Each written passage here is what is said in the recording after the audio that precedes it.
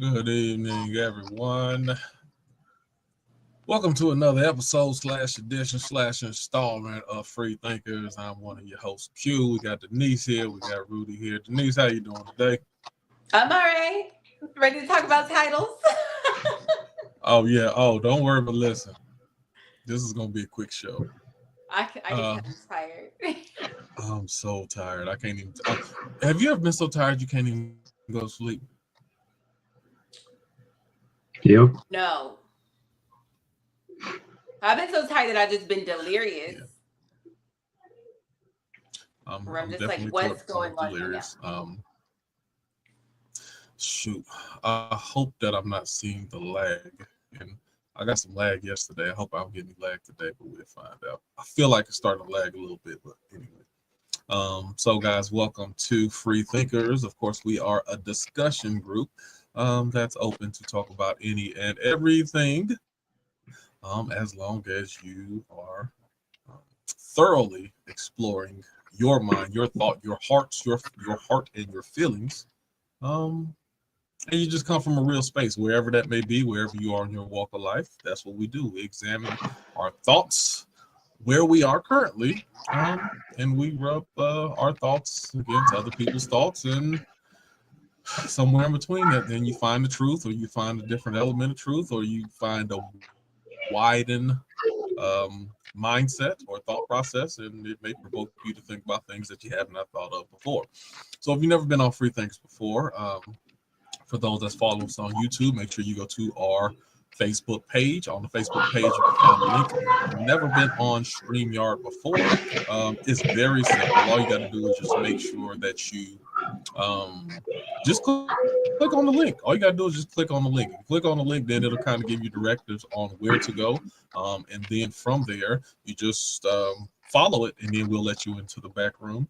We're not going to bite your head off too hard first time. And again, we argue.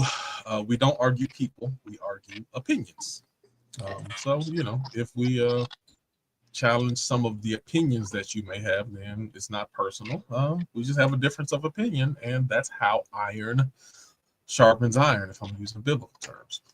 But today, I think we got a really interesting show. So again, one of the things that I say often, I always get a little bit more excited when I feel like we're discussing a topic that we've never directly approached before.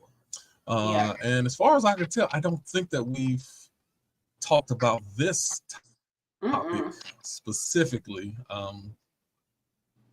as a main topic before. So I'm interested in this. So to jump right into it, we're not going to take a long time. There was a clip on Free Thinkers. I don't know who posted that clip. I don't know. I'll find it in a second. Maybe Stacey Shay. Could have been Stacey Shay. She always has very interesting clips that she throws on there. And we use a lot of her content. Oh, so again, let me jump a little further. For those of you who may not feel comfortable getting on live with us, then make sure you interact with us on the comment thread. Let us know you're here. Let us know where you're listening from. And if you have any thoughts or responses that you'd like to give, you can put it in the comment section as well. And then, like I said, on the Facebook page, feel free to put any topic up there. We have different conversations all throughout the week on the Facebook thread itself. So if you are a texter, or you like to respond through typewriter keys, then I'm really aging myself. But then feel free to do that as well. So we love all interaction. But yeah, it may have been Stacey Shay or someone, but there was a radio there was looked like somebody on a radio show. Someone was on there and they had Matthew Knowles. For those of you who don't know who Matthew Knowles is, that's the father of Beyonce, and I'm guessing that he's done other things as well. But he managed Beyonce and Destiny's Child for a very long time. Correct. Okay. And he got them to where they are today. Right. So the like what was the guy's Serena and Venus's father? He kind of did a similar type thing. He put all Joe Jackson, Joe Jackson, yes, right along that lines. Yes, he's someone who brought them from the bottom and got them to where they are. So yeah, I guess you put some respect on his name from that aspect. But as he was talking on the radio station, he was being interviewed. One of the young ladies addressed him as Matthew Knowles, and he took some issue to that. And we'll play that right now and get your thoughts on it. Mr. Knowles, Mr. Matthew Knowles. So Matthew Knowles, that's who we're speaking with right now. His book, Racism from the Eyes of a Child. I mean, it sounds like... Did you ever call me down, Matthew Knowles? Nobody calls me. What do you want to be called, sir? You tell me, because it's Mr. No. Oh, Mr. You don't like your first name? No, I'm 66 and a grown-ass man that's accomplished a lot of things. You see anyone 60 in their 60s, you say Mr. or Mrs. And I do. And I'm from the South, born and raised. However, my mama would be really disappointed. People that call me Matthew are people that I know that they're friends of mine, and we're in the same circles, financial circles, and in those type of meetings. But nobody, I feel you. You in a whole nother tax bracket. You better put a mister on that thing. Don't get your ass on up, bro.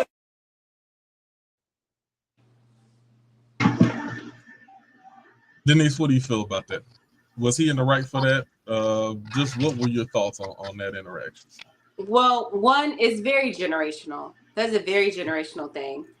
And it's not just generational, it is regional too.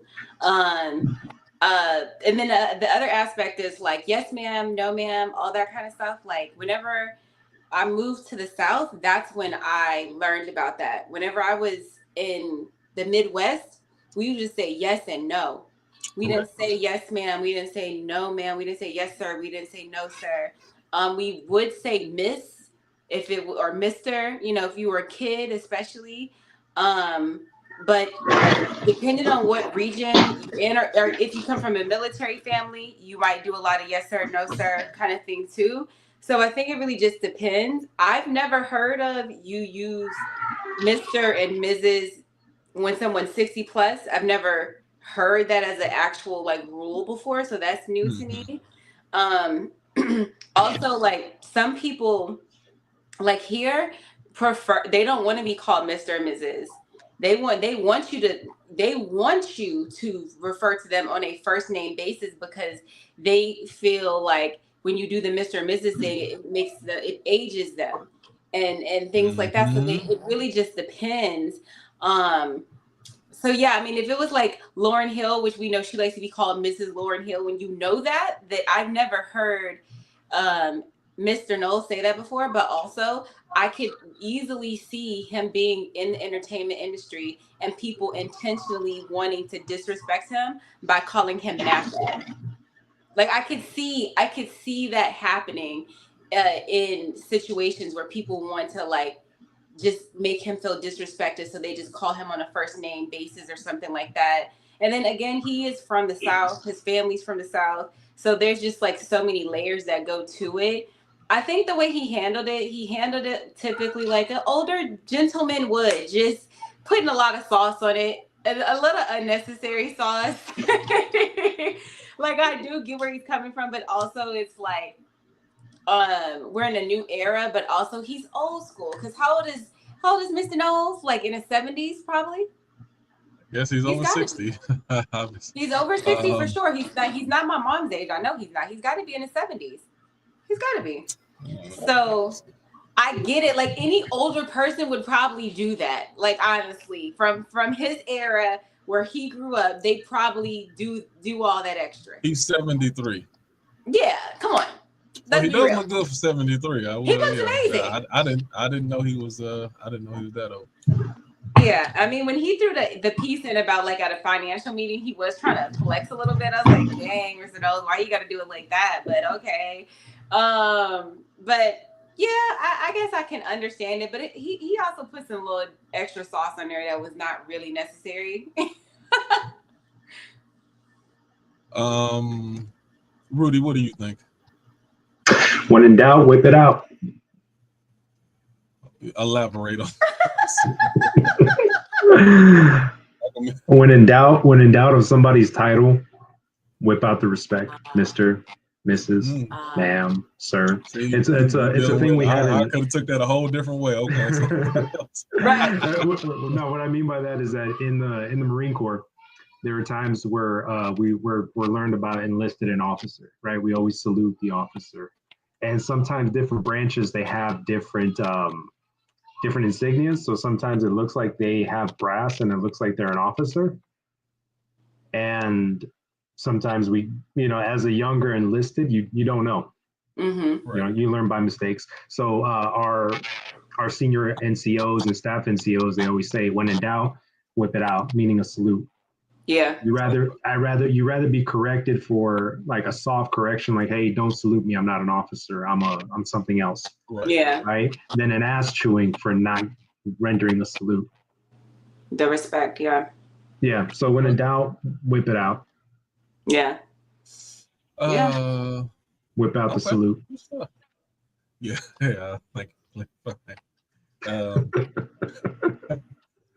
Free thinkers, we got a lot of different conversations. Make sure you got your earbuds in. I'm gonna use that saying for a different conversation on another day. Hey, take it, run with it. And then I'm like, Rudy said, when in doubt. I'm like, okay, so this is what I think about this.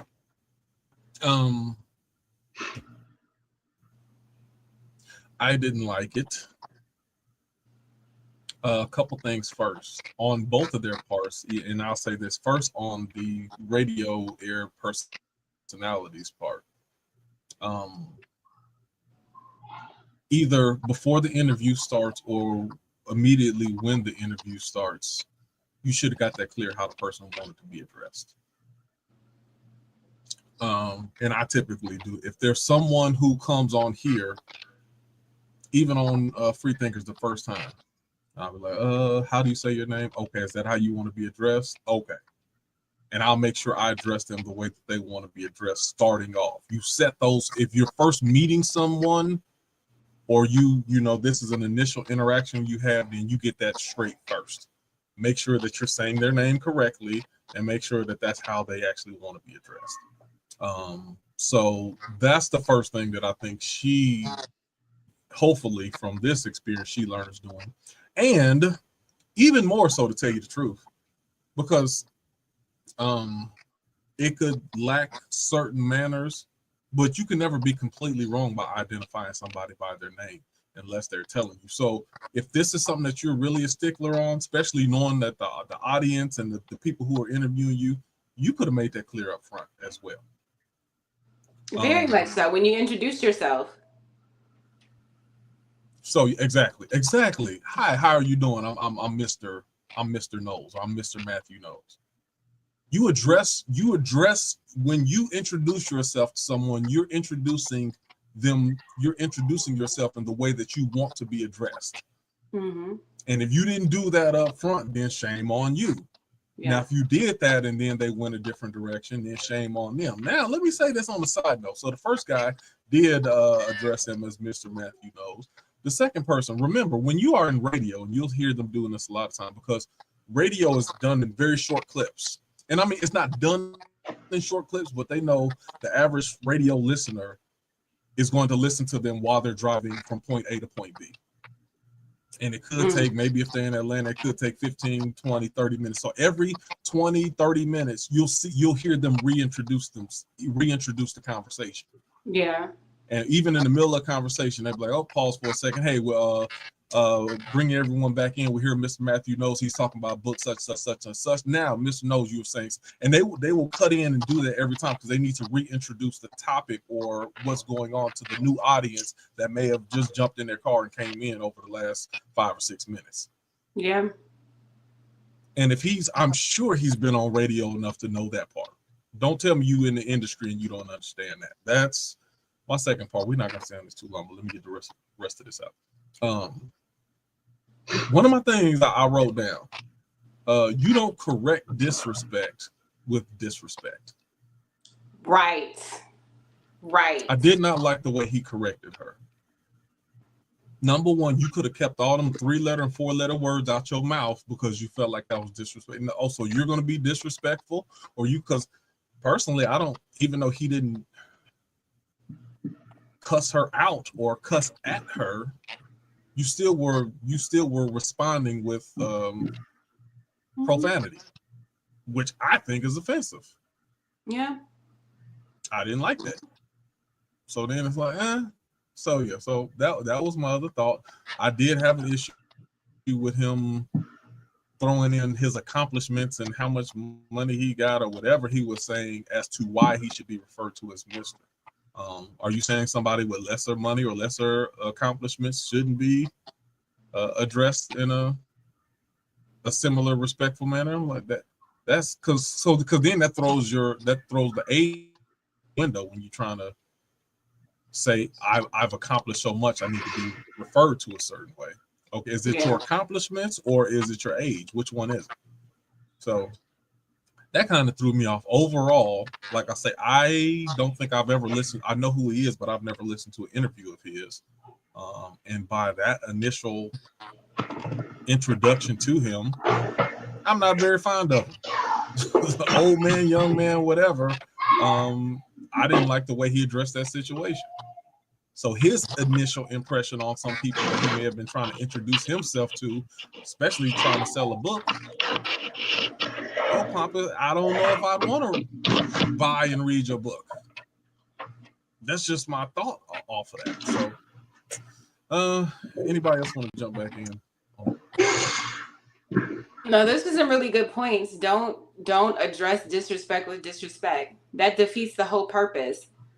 It doesn't. You could take a person. You can't really take a person seriously when they do that. Yeah, or it's like not just take a person serious. It's like when you do that, you kind of validate. Like, are you actually worthy of respect? Right. If you go off if you do that, then it's like, I don't, I think everybody's worthy of respect, but you're not worthy of nothing special with the way that you act. Yeah, well, how you like can. Yeah. So, just before we go into some other, because I got some other categories we get into, and then Denise, if you want to take it in other direction, then feel free as well. But it reminded me of another clip that I remember seeing a while back with Maya Angelou. Did you see that one, Denise? Mm. Oh, okay. This was a while ago. Check this one out. I wanted to ask Maya her views on interracial relationships. Oh, thank you. And first, I'm Miss Angelo. Miss Angelo. Yes, ma'am. I'm not Maya. I'm 62 years old. I have lived so long and tried so hard that a young woman like you or any other you have no license to come up to me and call me by my first name. Excuse me. That's first. That's first. Also because at the same time, I am your mother, I'm your auntie, I'm your teacher, I'm your professor. You see? Mm-hmm. The question is, what do I feel about interracial relationships? It is very hard.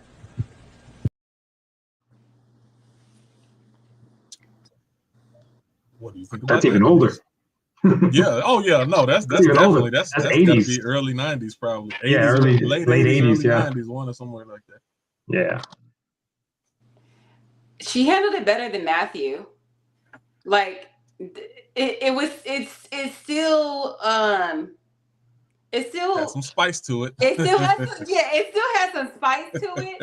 That backhanded. She made it she kind of ended it with a little tenderness, because I think she also recognized, like, oh, this, just even how the girl was standing in it that like she just doesn't get it. Let me soften this. Let me help her understand. And let this be an educational moment as well. Right, exactly. I have no intention to like embarrass this young lady, but yeah, especially now I will say that especially in the 90s, that is a little I feel like people weren't really doing that in the 90s. I feel like people were saying Mr. and Mrs. and we're using those kind of I don't know, like they were using those kind of terms a lot more. So I totally get why that was her reaction, especially during that time period. But I think, well, Rudy, I'll jump in. So, Rudy, what do you think about that? That clip, I mean, it's pretty similar to what I used to hear in elementary school and middle school from my teachers. You know, whenever they wanted to correct me about something, they did it with a little bit of a backhand, but ended it with grace. Yeah. So it's a little bit better than it's way more professional than Mr. Knowles or Mr. Knowles did it. I think the problem with that gentleman is that it's the nature of the beast, the industry he's in. I'm sure he gets, and because of his daughter and what he's achieved, and I think it's great and amazing and good for him. He's around a lot of people that are sycophantic, that bow to him, that, you know, kiss his rear end. So he's used to that for many years. And then this one person, for lack of better words, gets out of line, and he easily just corrects that. Not saying it's right, but just saying that I'm guessing that's probably what he's used to for the past 30 years.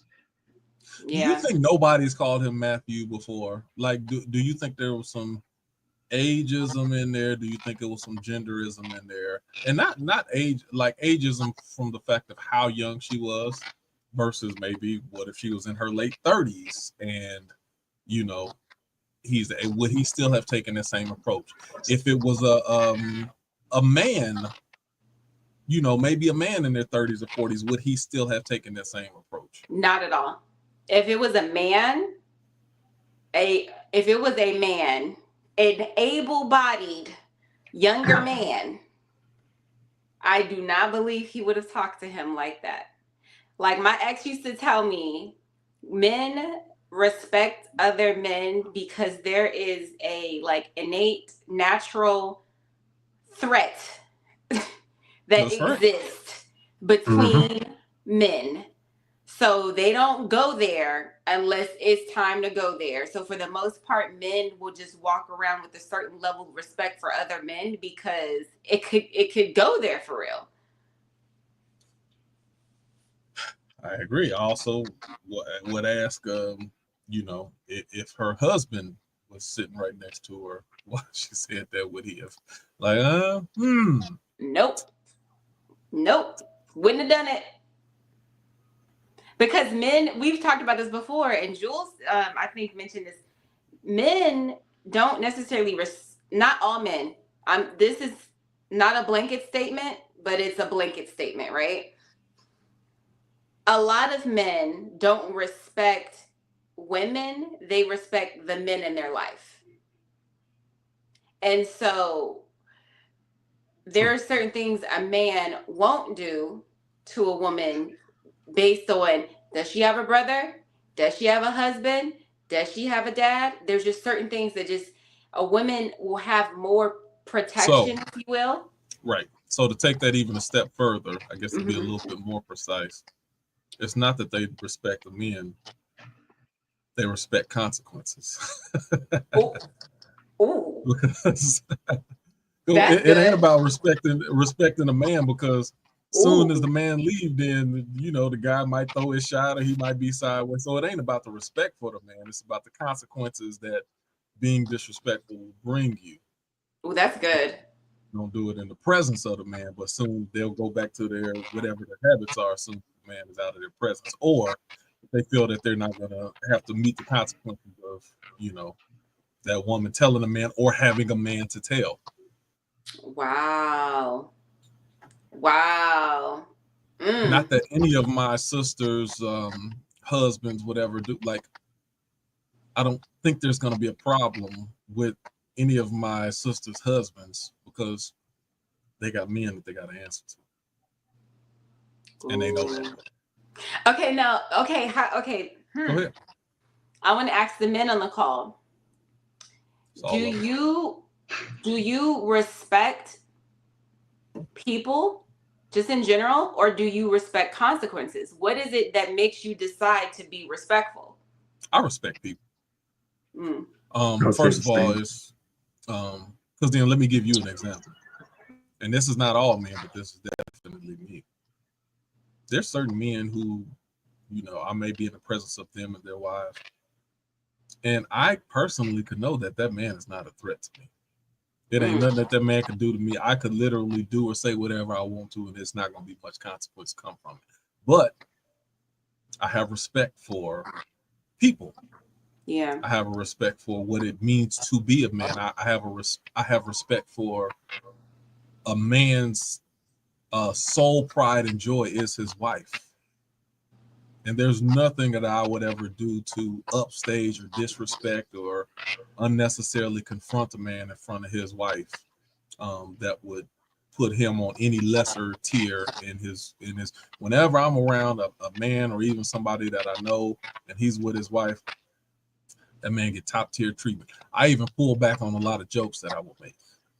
It's just playing around. I hold him. I hold men when they're in the presence of their family, even more so differently than I would if we were just, by ourselves joking around.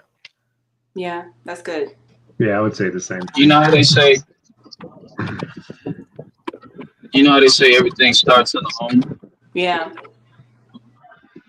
Well, many of you believe that to be true? For sure. I do. Okay, so in regards to your question, with the respect factor is there,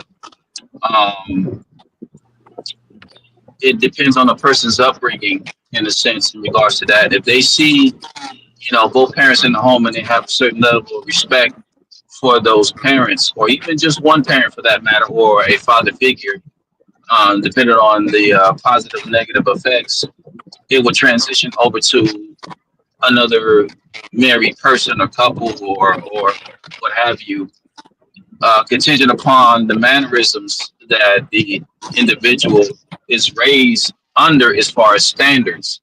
We have a certain particular set of standards that we live by. Now, if you take the father out of the home dynamic, you can see the ripple effects that it has on the children as far as the respect factors there. And you can see it today as far as the level of disrespect that the young people, quote unquote, have on the elderly. So it's more so, starting in the home and the upbringing as far as how the children are raised. That's the first manner of people they're going to respect. If it's a married couple, it's their mother and father. And or if it's the mother or the father raising them singly, or they have a male role model or female role model in the home, it starts with that, and then it's going to be on them whether if they continue that trend into their adult life or they start being blatantly disrespectful. Can I ask this question, Ruth? I'm gonna throw Let this out me here. ask something in there first, real quick though. You got your question? I don't want you to forget. I got it. It's locked in. Okay. I think one of the things is you set the tone. But so even going back to Miss Maya Angelou, well, number one, it's a teaching moment because I'm guessing probably because I think they look like Sally Jesse Raphael or somebody like that, and someone who was closer to her age. They've probably been calling her Maya Angelou halfway through the show. So then the girl said it the same way. So the Maya Angelou was just resetting those boundaries. Like, no, you may have heard other people, or you may have heard an older woman refer to me by that, but you need to refer to me in this manner. And let me say it like this: from a respect, first of all, now she cut her pretty deep. But she was like, okay, thank you for that question. First of all, let me tell you, this is how you address my name, such, so forth. Then she gave her some teaching moment, and then she went back in and but it was still respectful, even in the way that she did it. Yeah. You still got to be respectful to some degree. It's a graceful check. Graceful check. Right. A graceful check, Yeah. for sure. And I guess that's what I was just saying. Like, it was a little harsh, but what is the energy? Did it feel like she was coming off with ill intent, or was she just setting her boundaries while educating versus Mr. Knowles? It was some nastiness in there. And then, because then he went in further. What did he say? Your mama would have really been disappointed. Like, Yeah, dude, like that was necessary. you just loading up on that. What's going on? Yeah. I don't know. And I always give leeway to, this was a edited, condensed clip, so there could have been other parts that were missed out of there. I give leeway to that. But anyway, what were you going to say, Denise? While Yehuganon was speaking, what came to me is like, how many people have sons on the call? I do. Yehuganon, you have a son? Yes, I do. Okay, so everyone has sons on the call. Can I ask a personal question? Do your sons react to you differently than they react to their mothers? Like, there's been times where I see, like, a mom's like, I'm going to tell your dad, kid straightens up just like that, right? And so it makes me wonder, like, when do males start to respect people versus consequence? Because why do sons straighten up so quickly with their fathers versus their mothers? Like, and were you like that as a kid? Like, what is the thought process as being a young man that you're like, oh, dad? Like, what is it, the threat level? Like, it is. Well, let me tell you something though, and if somebody can give it, I'm gonna tell women this is your problem. So okay, I'm gonna go back a little bit further. I was watching a documentary about John Madden. You know who John Madden is? He was a famous football coach. Okay. So one of the things John Madden, even with his team, he said, always got along with my players because I only had 3 rules. I think it was something like show up on time. When I tell you to push it, then push it. And then something that he was like, I only have 3 rules. And he said, the reason I have 3 rules is because it makes it easier to enforce. If I give people 20 rules and I don't have the ability to enforce those rules, then I lessen the value of the words that come out of my mouth. Oof. And that's what women oftentimes do when you start. We talk too much. We fuss too much. When you do a lot of fussing. Yeah. When you fuss out emotion, you need to do this, and I better not see this again. And you say things that have no consequence attached to it. You lessen the value of your words. So now, and I'm gonna tell you, this is me personally. My mom did a whole lot of fussing all the time, and it got to the place I wasn't listening to what she was saying. I just gauged her emotional temperature, because she could say whatever she wants to, and I'm like, she ain't gonna do it. It's like that Charlie Brown, wah, wah, wah, wah, wah. Now, when I knew she was mad or she was on her cycle or something, I didn't know about cycles back then, but I could tell she was on one of them modes. I got out of there because I knew whatever she said was about to get enforced. But it was all an emotional thing. But now, my dad, he gonna tell you one time, and that's it. And you already there is no what if I don't do this. I already know the consequence if I don't do it.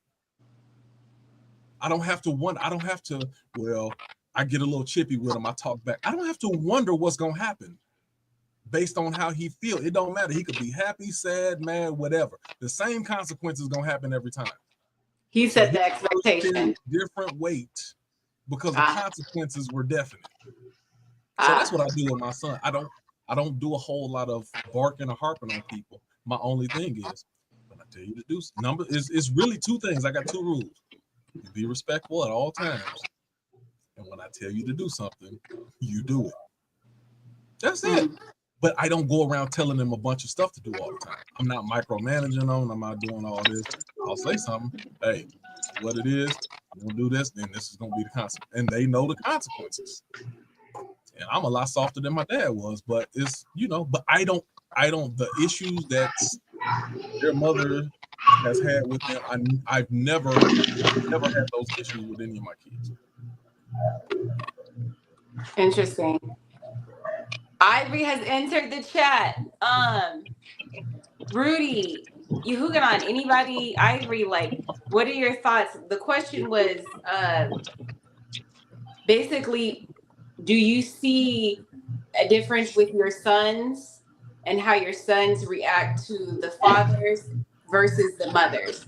And when do you think male children specifically learn to respect people versus respecting consequences?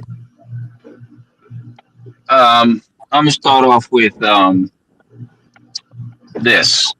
Let's say a child, in this case the male child, does something bad. You give him a lecture, and then he does the same thing again, and then you lecture him again several times over. There comes a certain point in time to where, okay, you gave him so much grace, and now a consequence has to be issued. And the extent of that consequence will cause the young man to think about what would happen if he does it the next time as opposed to a lecture. So let's say you still give the lecture, but a consequence is going to follow. Q mentioned something that's very important that keeps people in check. Rules, guidelines, things to follow. Just like when you go to a job, there's certain standards that you have to follow. If you don't follow those standards, you get in trouble. Yeah. So it keeps you in check. It keeps you in line because there's consequences that comes behind that. In regards to the male and female dynamic within the home, the men or fathers are more disciplinarians. The mothers are more nurturing. So they may be a little bit more lenient towards the son as opposed to the father is, as far as the approach that he will take to keep the son in check and be like, respect your mother. You don't talk back to your mother. When your mother says something, do that, this, that, and the third. If mom said, oh, I'm gonna get daddy on you, boom, the boy straightens up. But it's that certain level of respect that he will have for his mother, because the lesson is you wouldn't want nobody to talk to your mother or approach your mother the way you're doing it. So you need to check yourself in that regard. Got it.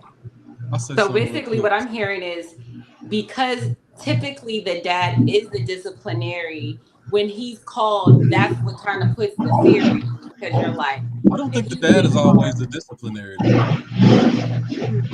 Like, I think a lot of times he may be the final word. He's the heavy hitter that comes in, but oftentimes, not all the time, but a lot of times the mother is the one who manages the house.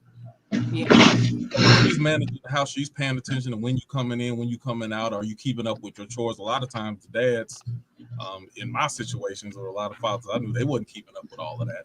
It was the mothers who were doing the day-to-day managing of the house. Yeah. And this is, I guess, this is going back to a church term. They had the given authority. And I know that sounds, the dad was the head. The mom was the one who managed the house and told everyone what to do. But you better, the worst thing that you could ever do is disrespect your mother, because that is the authority that she has been given to him. I'm talking about going back more traditional household. I remember one time, one of my cousins felt like he wanted to pop back at his mama and get into it and get all boisterous or whatever. And my uncle, this is what I heard. I wasn't there. My uncle yoked him, both of them big. My uncle yoked him up and said, don't you ever talk to my wife like that. Ooh. He didn't say don't talk to your mother like that. He said, don't you ever talk to my wife like that. Ooh. It's a difference. Yeah. And you dealing with that might be your mama, but that's my wife too. Ooh. So it's it's levels to it. That's all I'm saying. But go ahead. What was you saying? Oh no, that was just my question. I wonder if anybody had, like, Ivory, do you notice the difference? You have girls, So it could I like be a that little phrase. different. My son is 3, about to be 4, so I might need a little more time Yeah. before. But I'm really soft on him right now, though. But I'm hoping I'm gonna get a little harder. But his dad definitely is a little harder on him than I am. And when it comes to like whining and stuff, Yeah. like I'm still like, oh, it's okay. And his dad be like, all right, now that's enough. And he straightens up. But like, and I was harder on the girls. So yeah. Oh, I got a question. This kind of off subject. You always got off subject questions, but they'd be good though, so we'll allow it. I agree. Do you think that it's possible that you're harder on the girls so that your husband doesn't have to be, so he can maintain a certain level of softness with them, so they can like go into the world expecting a certain level of softness from a man? Or is it because you're a woman and you know what they need, so you just step in because you know what it is? Like, it's the second one. Like I'm like, It's the second. it's my job to teach you how to be a productive woman in the world. Like that's not his job to teach you how to be a productive woman. It's his job to provide and protect and to give the love so you can see.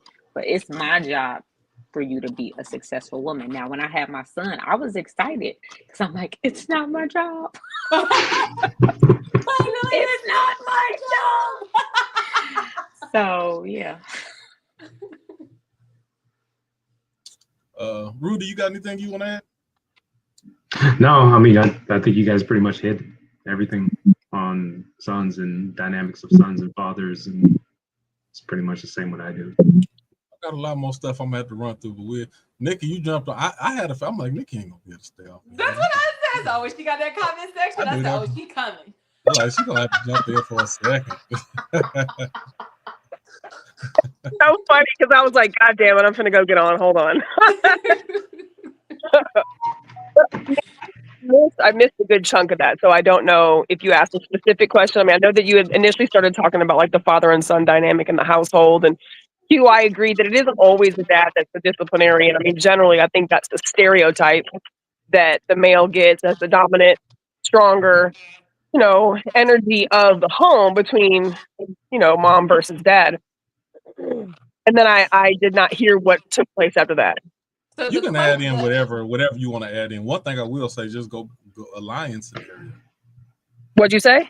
I said alliance scenario. It's actually the female lions who do 90% of the work. Yes. But the male lions are still responsible for the overall protection of the herd. So I agree. So, I agree wholeheartedly. But based off all the stuff that you did here, is there anything that you wanted to give your give your 2 shekels on? I mean, just in the parenting aspect, I posted in the comments that obviously, a single mom, in particular when it comes to boys, certainly has to work very, very craftily, right? Just like you do as a single mom with daughters, you have to be very craftily. You have to craftily handle how you raise daughters. The woman, you have to, the woman who raises sons as well. I don't know which one requires more, but the son thing, you either fucking stick it or you don't, especially when there isn't that masculine presence around to do the things that we think that they're supposed to do. So y'all were talking about respect and, things like that. Like, I'm going to tell your dad. And, I used to think to myself, I can't tell nobody. Like, oh, I said, do this is what you're going to do. I'm not going to go get somebody else. I'm not going to, there was a time where obviously their father and I were still together. Like, and I guess maybe because I've always just been hands-on, my kids don't fear me per se, but they do because they respect me. Right. And disappointing me would be terrible for them. And I'm glad that's a fine line. I never want my kids to fear me. I absolutely want them to respect me and understand the concept, but I don't want them to fear me though. That's and it's a fine line between that. So that's something that I'm always conscious of. I'm okay And with I want my. Go ahead. Sorry, I'm sorry. I thought you were done. Oh, you fine. Go ahead.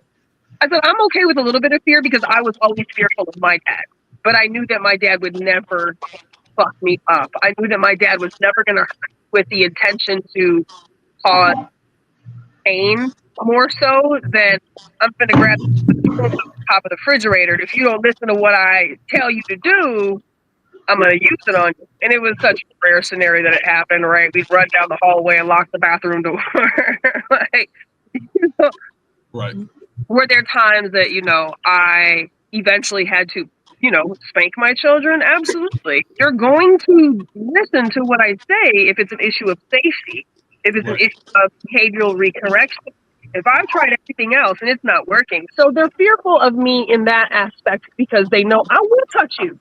As opposed to she just barks and barks and barks and barks and barks. No, I'll talk and then I'll pop. So you don't have to do that for a long time if you consistent with it, right? So they don't fear me in the aspect of, oh my God, she's gonna hurt us or she's gonna do some dumb shit like kick us out, like she's not emotionally stable. Like no, they fear me because they know that I will always try to. My dad told me, I brought you in, I'll take you out. So I mean, let's just keep that fucking clear. But other than that, nah. You know the type of fear I would want. I think about my grandmother.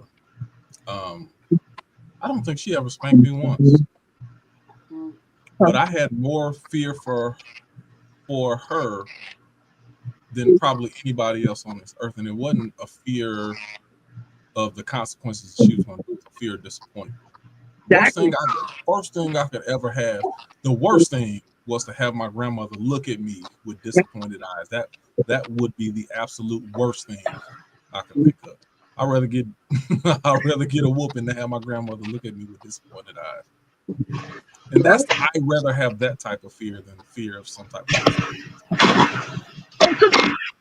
Look, Let me tell you a little step further. As a woman with grandma, you're gonna get disappointed eyes. So good on you for being a boy, so you could avoid disappointed eyes from grandma. Yay. Yeah. I rarely ever got that. It was only a couple times I got that. Back in the day, it was all the time. Back in the day, somebody told on me. They seen me at the store with my friends and just talking and cussing and acting like I'd act, away from them. And then my grandmother came to me and she said, such and such. They told me they saw you at the store. They saw my grandson, and they said you just wouldn't believe the language that was coming out of his mouth. Somebody got to go on mute. It's happening. What is happening?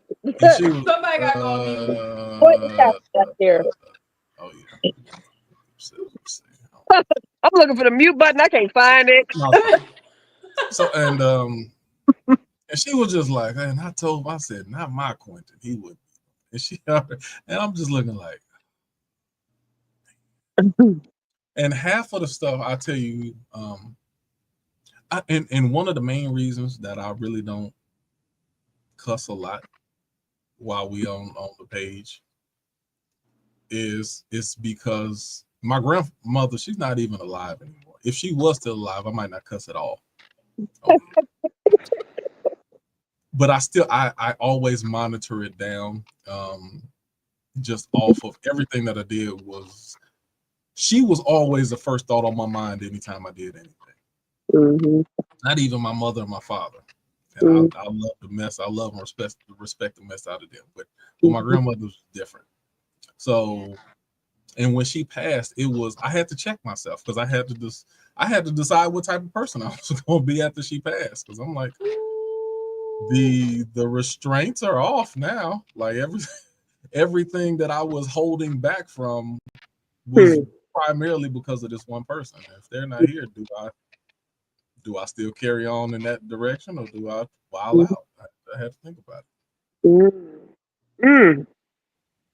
I was gonna say this to just this whole conversation. I did have a healthy fear, I think, of my mother. But something I always say, and I laugh, I tell my mom this now. I knew without a shadow of a doubt my mother loved herself.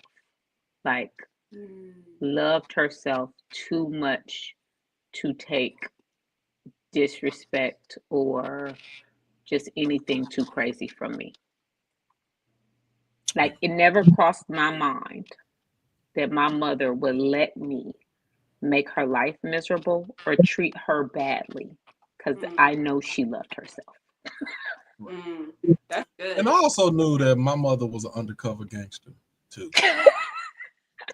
and I mean that in a way, like anything that I did, it wasn't nothing that I was gonna do that she was really gonna be surprised about, or she was gonna be, because she was never the person that tried to portray herself as perfect, or even that she had a perfect past. Like, you know, my mom, she was so, there was never a time that I did something like, oh my God, my mom be like, yeah, no, that's wrong. God don't like that. But yeah, we did that back in the day too. It was one of those things. Well, and this is what I meant by undercover gangster. I've told my mom this before, and she say I'm crazy. But I said, Mom, I just knew if me and you ever got to fighting at the top of the steps, and it was between you falling down some steps or me falling down some steps, and it's because of something I did, I'm the one going down the steps. Like, you're not the type of person like, I just love my kids so much more than I love myself. I'll take the tumble. No. That's not the kind of mama I hate. So the fear in that is a healthy fear, because I know she loves herself. Like, there's only so much crap she gonna take. I feel like my mom's ex-military, and I'm pretty sure, like, in my mom's prime, that she could whip my ass, right? Like, let's be clear. Like, one time I was 19 and I was running my mouth outside, and I ended up on the ground, face forward, with a knee in my back. My mom pulled some kind of swift, and I know Rudy knows what the move is. She pulled some kind of swift kick move on me and had me in a compromising position. And I was just crazy. But at the end of the day, like, I know my mom was about that life. Whatever she said, now, I was crazy enough to challenge that, but she was definitely about whatever she said she was about. So I think I was probably a little more scared of my mom than, I don't know if it was necessarily respect, but I was definitely scared of the consequences sometimes, but I knew there were consequences. Okay. So let me we're gonna run through some of it. So for somebody give me, what are your rules of addressing an elder? When it comes to an elder, what are your rules, and when do you decide how you will address or put the title to someone that you're referring that's considerably older than you? And the second part of that question is, how do you define an elder?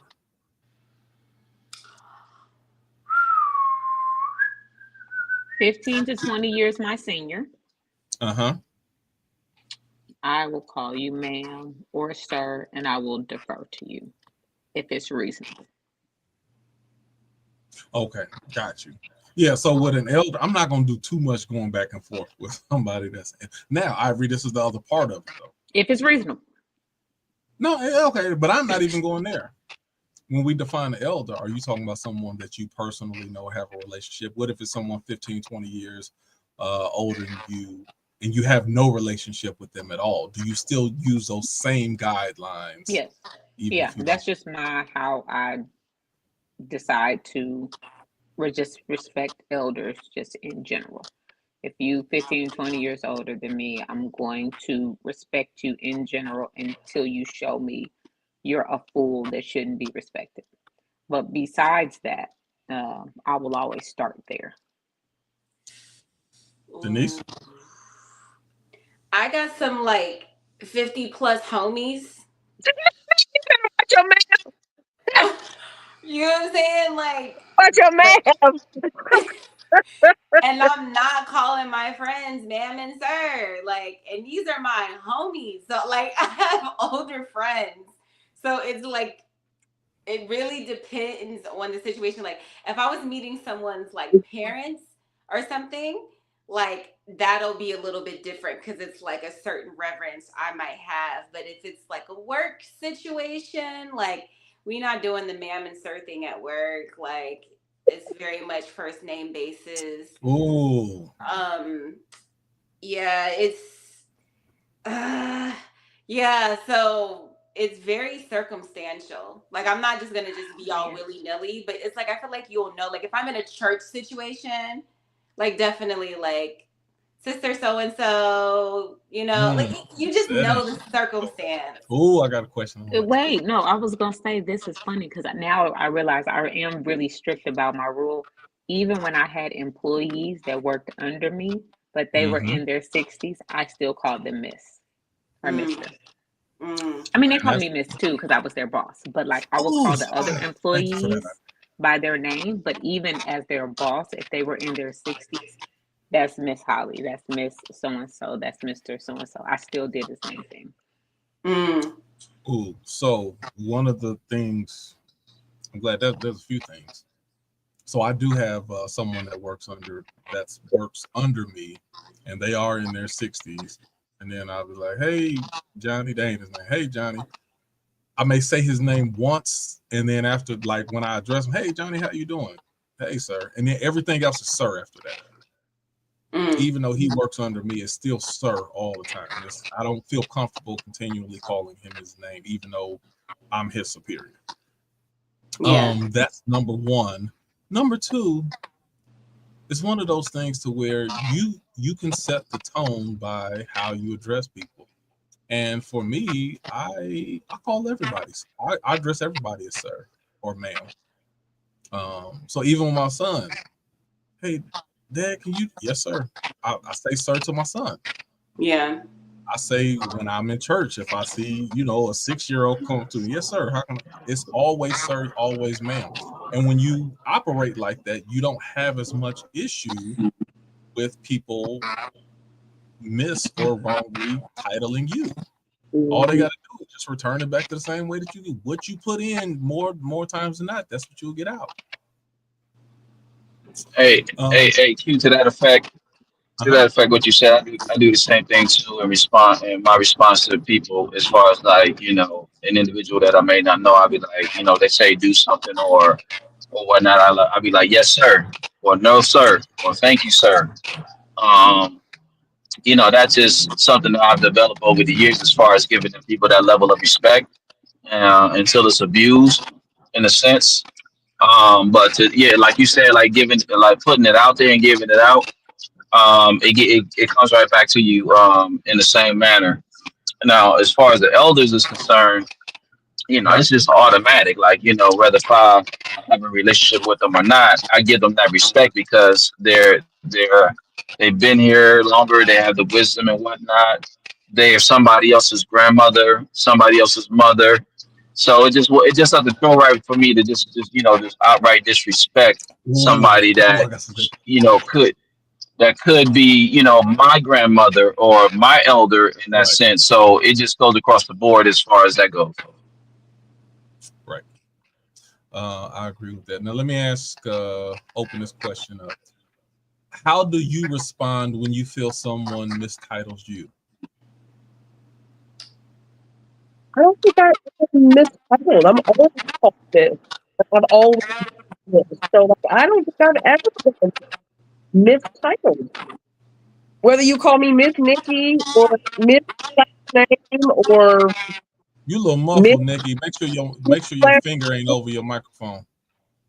Is it mine? Yeah. There you go. Just make sure you got your hand away from your speaker. Or your it might just be bad. Is it okay? Yeah, and it's kind of feedback. It sounds like you ain't got no earbuds in. I do not. I'm sorry. Following your own rules, Nikki. I know. Go ahead. What was I saying? What did I say? You don't normally. You don't have an issue normally with the not miss. say it. I don't think I get missed. I always get missed. So I don't think I've always been okay with yes, ma'am. I've always been okay with Right. ma'am. All those are good. I've never been. So have you ever had like one of your kids' friends come by and then they call you Nikki instead of Miss Nikki or something? Never. It was always his mom or Miss Nikki. So if something else, so that would be an example. So if something like that happened, then what do you think your response will be to that? I'd probably laugh. I don't know. It's such a fun thing. I would correct somebody if they needed to, correct it. I have no problem correcting people when it comes to me, so. Look, I be looking like a kid, so I have to correct kids. So I don't got no problem correcting children. Right. I might look like one of y'all, but I'm Miss Ivory. Okay, Ivory, Miss Ivory. Thank you. Hilarious. Even younger people who are young, I really don't correct them as much. The only people that I will correct is my nieces, nephews, or my play nieces and nephews. Oh, like if they don't say uncle. Right. So blues kids can't be like, hey Q, Uncle Q. Yes, how can I help you, sir? Right. Right. But outside of that, then I kind of just let it roll. And what I will do is, again, no matter what you do, I'm still going to address you as sir. Right. And either a person doesn't know, but if they don't have ill intention, people line up pretty quick. Even kids, when they see that you're addressing them as sir, then they start taking a more respectful tone too. And I know even sometimes when I'm getting older, but even sometimes with the way I dress, some people think I could be a little younger sometimes, and I like that, Q, what you said there, because I felt like if Mr. Knowles had responded to her with like, yes, ma'am, or miss this or miss that, right, I think it would have automatically made her go, oh, hold on a second. Like, even if he didn't directly, I think it would have just made her go, hold on, let me. But he turned it to a whole spectacle. Just like it's easy. Yeah, that was so unnecessary. It was a lot of sauce. So unnecessary. I go by I go by Mr. Knowles, but to what you were saying, the book is about such, like, you can just address it. It takes less than a second to address it and then keep going. Instead of you just turning into it, you trying to, read her up and down the room. That's I didn't know. I feel like that was like misplaced aggravation or something like that. It was so misplaced. Or I don't know. It was kind of immature to me too, to tell you the truth. Or controlling or something about it. Do you think it was maybe out of touch of reality? It's one of those things, Rudy. This what it remind me of. It remind me of men who go around talking about I'm a grown ass man all the time. Like, if you gotta keep saying you a man, you gotta keep saying it. Then there's an insecurity inside of you that makes you feel that you have to keep reminding everybody. And for those of us who know that we don't gotta remind the world. We just are. And whether you know it or not, then I'm still that. But do you mean? But what I mean is like always had the position he's always had within that family dynamic. I assume you're talking about Beyonce daddy, Mr. Knowles, right? Is that the same person? Yeah, Steve. Maybe that's what I'm saying. Like he was getting the respect that he wanted. What you saying, Rudy? Man, he's feelings. Well, that's what I mean. It proves my point. Is that out of touch of reality that I created Beyonce, I created Destiny Child, I can create a group and they kind of like a demigod. Like I can create this and I can crush this if I feel like it. Because of that, out of touch of reality. And then on top of that, he's 76 years old or 70 something years old. Maybe he's not. Yeah, 73. Maybe he's just a few bolts and it speaks and lost. It speaks to somebody who feel like they've been disrespected their whole life, where they always gotta demand or call out any hint of disrespect. About Beyonce daddy. That's all he is. Well, Beyonce has even said that her dad has taught her to like really just speak up for herself and just say things. So I think that's how he's probably always been, honestly. He's always just been like, let me assert my power. Right. That's probably how he was able to do a lot of things he had to do, because he felt like he's always had to walk in a room and assert his power, especially as a man that's 73 years old, living in the South. There's a different experience. I've seen a clip once of Maya Angelou do this to I somebody. played it. I played it. Oh, I It got didn't bother me as bad as him, and I'm wondering why now. The grace she had, the love that she ended it with, it was tender. She bit hard, but she smooth. She chopped her head off. Then And maybe she that's stitched what it it back up real was. quick. She really made it like a teaching moment, not just. That's exactly what I said. Okay, I'm sorry. I don't mean to go back. Look again. I wanted to ask Maya her views on interracial relationships. Oh, thank you. And first, I'm Miss Angelo. Miss Angelo. Yes, ma'am. I'm not Maya. I'm 62 years old. I have lived so long and tried so hard that a young woman like you or any other you have no license to come up to me and call me by my first name. Excuse me. That's first. That's first. Also, because at the same time, I am your mother, I'm your auntie, I'm your teacher, I'm your professor. You see? The question is, what do I feel about? I'm your mother. She made it. Yeah. Okay. I remember. But then even when she responded to her, she said, yes, ma'am, first. Like, it wasn't, little girl, who you think you talking to? You know that's the difference. Okay. I was wondering why. You don't respond disrespect with disrespect. That way. Okay. Yeah. I got a question. Yes, sir.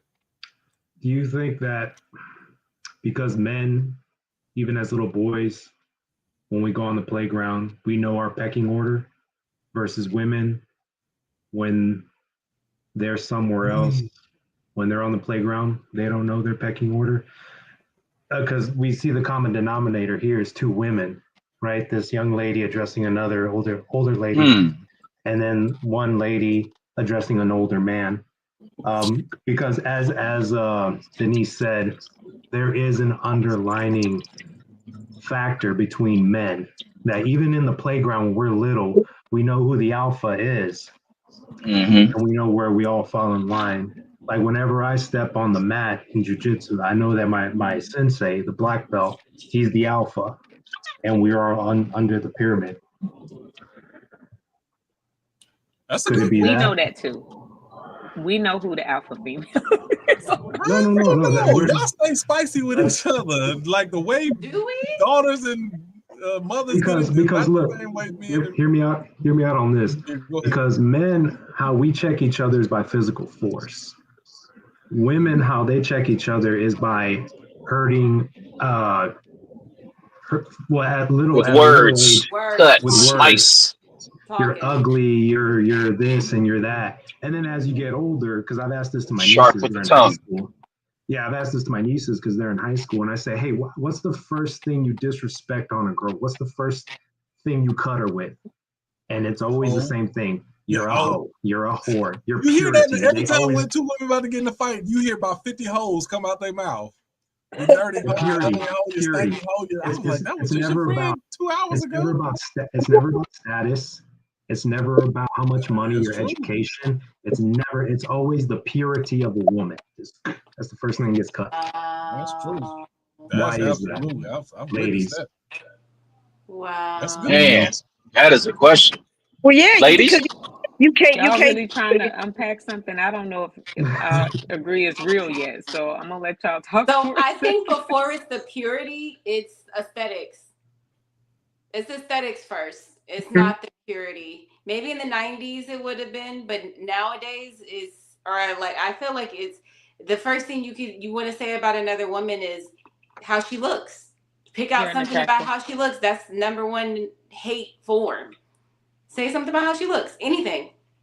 You're fat. You're ugly. I hate your Denise, hair. if you go on YouTube and you see two girls about to get into it, the word hoe is gonna come out 100 times in the next 45 seconds. They're gonna call each other every description or type of hoe you can think of.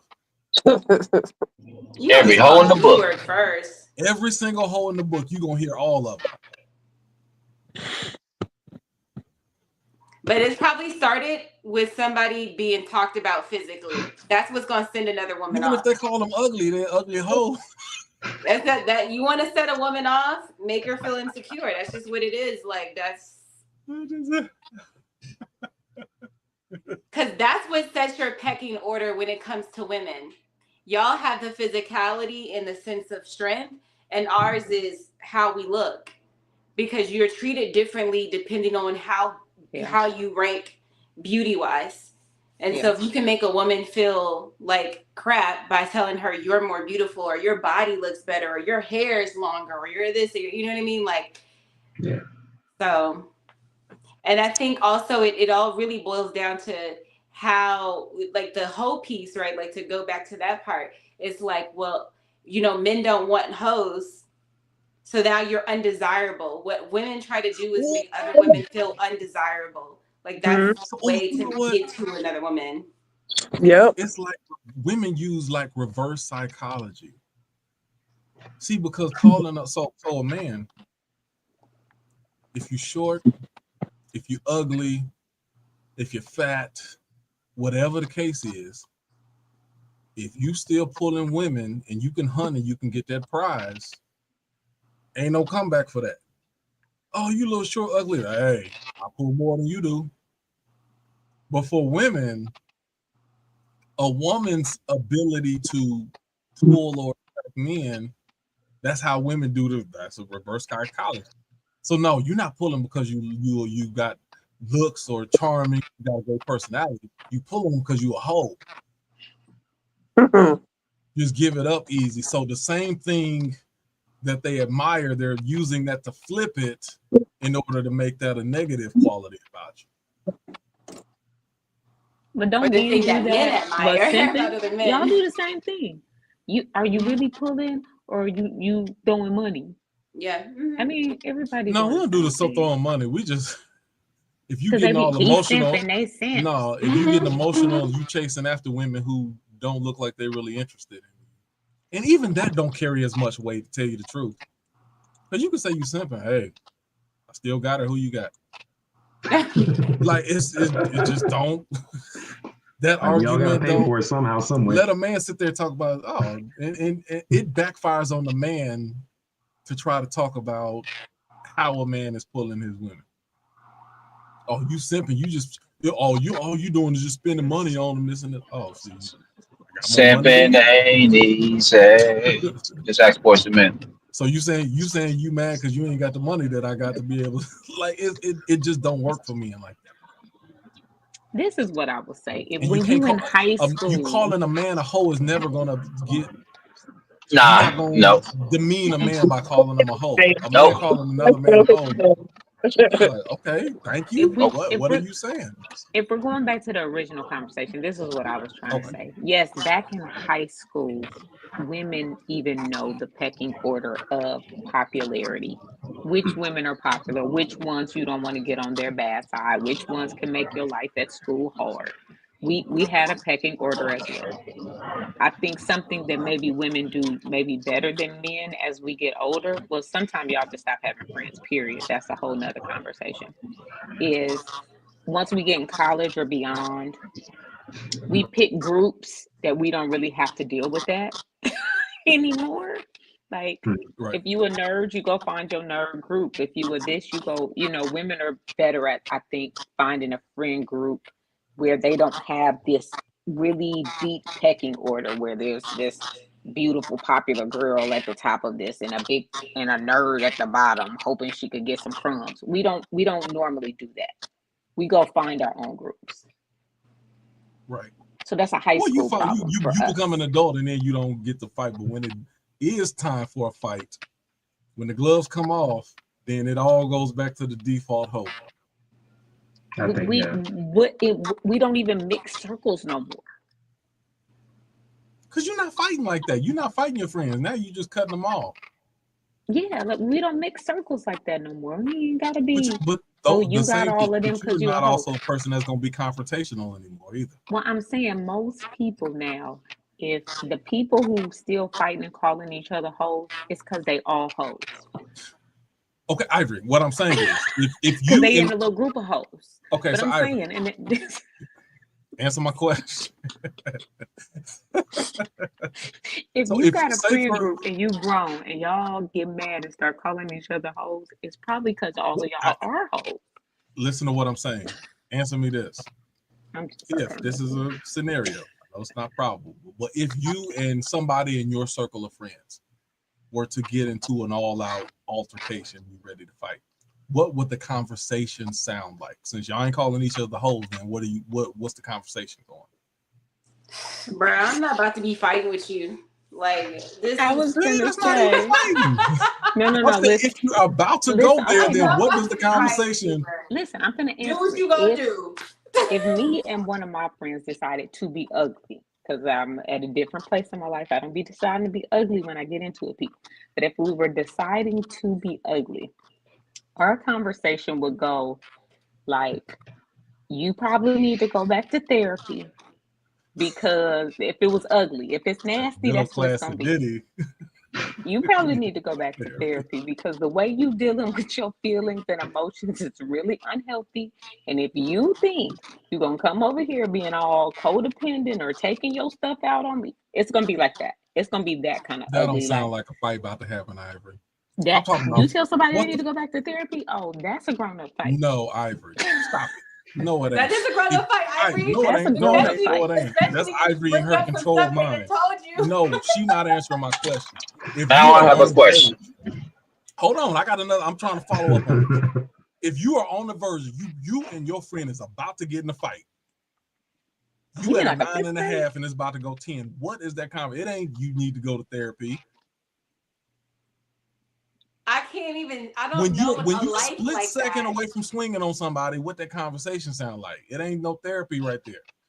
Oh, Even if you ain't that would calling them okay. hoes, you calling them something. No. So for me, if I'm on the 10, which I don't even know. There's no 10 for me no more. But if I'm on the 10, it's probably gonna be something like you manipulative, B, if you don't get a life, some.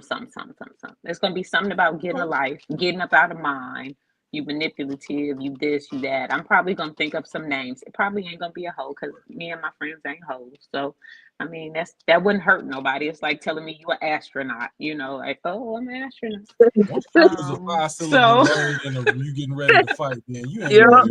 You ain't got no time for 5-syllable we're not gonna words. call each other hoes because we're not hoes. So No, I'm not about to do none of that. I'm gonna be like, listen, there's not gonna be too much more disrespect. So, like, if you want to talk to me, there's not gonna be no more bitches, no more hoes, no more. No, we're not doing that. Oh, I got your hoe. I got your hoe. No, it ain't gonna be that. I'm gonna let. I was raised by boys, so I'm gonna let you know what we not doing no more. And then whatever you decide to do after that, yeah, I don't go there no more. then is whatever I decide to do after that, and it ain't gonna be this. Oh yeah, so that's the most dangerous. Can I ask my question? Yes, sir. Yeah. And I know, and then Nikki, you go right after that. Yeah, This is to the panel because this is to the panel. I can't see your name, but Ivory, is it Ivory? Yes. Yeah, Ivory brought up something. No, I'm on my phone, so I can't really see the names. But she brought up something that was interesting that made me think of this question. Can you guys hear me? Yeah, I can hear you. Okay. She brought up something interesting that made me think of this question. Why do people get sensitive or offended when somebody would say, you need therapy or you need to go back to therapy? Like, why do people get to, in fight mode when therapy is brought up? Because that's an educated way of saying you crazy. Yeah, it's an educated way of saying that you are not emotionally stable right now. That's I mean, somebody's trying to do a dig. Like you are not stable right now. Well, funny thing, because I heard two people that did personal therapy as far as one-on-one says that it's helpful as far as for them in regards to like the one-on-one therapy. It's helpful. Oh, therapy is wonderful. You Yeah, just but when don't you want about to it get in a thrown fight, in your nobody face. want to hear that. It's also like place to tell somebody they need therapy though, and usually that's when they're going to get the most offended because you're pointing out their bad behavior. Right, therapy. Also like these hands about to get real therapeutic. it's it's also like, It's a trigger. It's creating somewhat of like a, what's the word I'm looking for? But it's like, if I tell you something, you know how men say never throw, if a man tells you something, never throw it back in his face because he will never tell you anything ever again. It's like that level. It's like if someone confides in you and tells you their issues and their traumas and their pain, and then in a moment of anger, you're like, yeah, all that fucked up shit about you, you still need help. Like, it's hurtful. Sometimes the truth is a hurtful thing, unfortunately. It just is. Sometimes truth don't need to be spoken of. That means there's a way to do it. Thank you, Nikki. Thank you, Nikki. But it's also about the presentation as well. There's a way. It's also about the presentation. There's a way to do it. If somebody tell you something in confidence, and the moment you get in conflict, then that's your opportunity to air it out. Then you have poor.